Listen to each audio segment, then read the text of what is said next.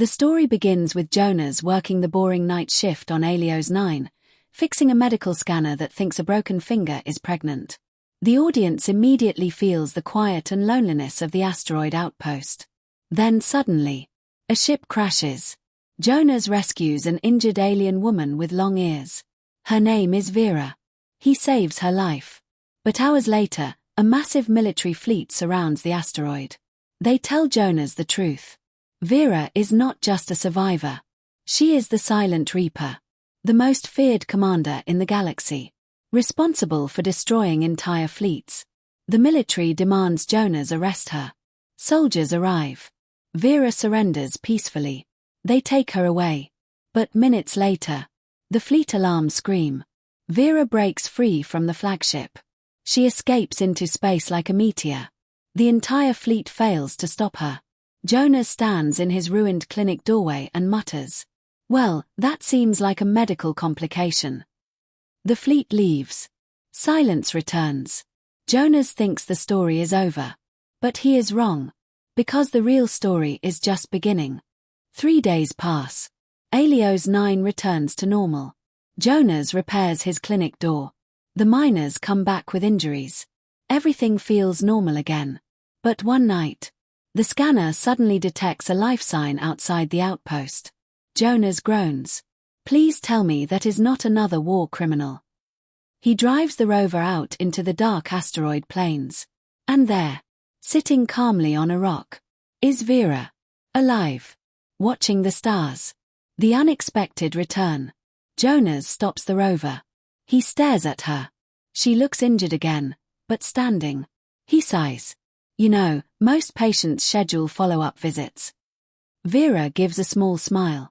She says only one thing. "I told you I would return." Jonas is confused. Why? Vera looks toward the stars. Military ships are searching nearby. She explains the truth. The truth about the Silent Reaper. Vera was not the monster the galaxy believed. She was created by the war. She was raised as a soldier. Trained from childhood. Her strategies destroyed fleets. But the fleets she destroyed were war fleets attacking her people. Over time, the military commanders began to fear her. She was too powerful. Too independent. Too famous. So they planned a solution. They betrayed her. They blamed her for war crimes. And turned the galaxy against her. Her crash on Helios 9 was not an accident. Her ship had been sabotaged. She had been meant to die quietly. Jonas listens carefully. Then he asks a simple question. "So why come back here?" Vera answers calmly. Because Jonas did something no one else in the galaxy had done. He treated her like a person. Not a weapon. Not a legend. Just a patient. The fleet returns. Before Jonas can reply, the sky lights up again. The military fleet has returned. This time they know she escaped. And they are angry.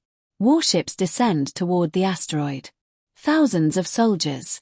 Jonas looks at Vera. She is still injured. But now her eyes look different. Focused. Dangerous. The Silent Reaper is awake again. Human curiosity. Jonas sighs. "You know, my life was much simpler before you arrived." Vera says calmly. "Leave now. This is not your war." Jonas crosses his arms. "I'm a medic." She raises an eyebrow. "And?" Jonas answers. "And you are still my patient." The human plan. Jonas suddenly smiles. He walks to the clinic console. He activates the medical scanner. The same broken scanner that thought a finger was pregnant. Vera watches him. Confused. Jonas begins transmitting signals. Strange signals. Medical signals. Emergency signals. The scanner sends hundreds of automated distress calls across the asteroid belt. Within minutes, every mining station, cargo ship, and smuggler in the region receives the signal. Medical emergency. Helios 9 requesting help. And frontier people always help medics. Because someday they might need one. The HFY moment. Hundreds of ships arrive. Mining vessels. Cargo ships. Old transports. Even smugglers. They form a massive chaotic cloud around the asteroid. The military fleet hesitates, because shooting through that many civilian ships would start a political disaster. Jonas leans back in his chair. Humans are very annoying when they work together. Vera watches the swarm of ships. For the first time. She looks shocked. Vera's choice. Jonas turns to her. You should go. She shakes her head. If I run, they will chase forever. Jonas nods. Probably. Vera looks toward the approaching warships. Then she does something unexpected. She steps outside the clinic. Into the open asteroid field. The military fleet locks weapons on her. But Vera does not attack. Instead, she broadcasts a message across every channel. A message telling the truth about the war. About the betrayal. About the lies. About the commanders who sacrificed entire worlds. The truth spreads across the civilian fleet. And then across the galaxy.